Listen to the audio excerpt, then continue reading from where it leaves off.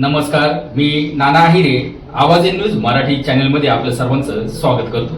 बघूया आजची ठळक बातमी.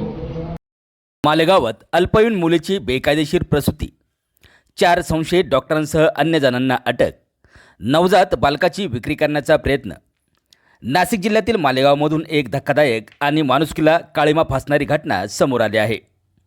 सटाणा नाका परिसरात एका खासगी रुग्णालयात 16 वर्षीय अल्पवयीन मुलीची बेकायदेशीर प्रसूती करून नवजात बालकाची विक्री करण्याचा प्रयत्न झाल्याचा खळबळजनक प्रकार उघडकीस आला आहे.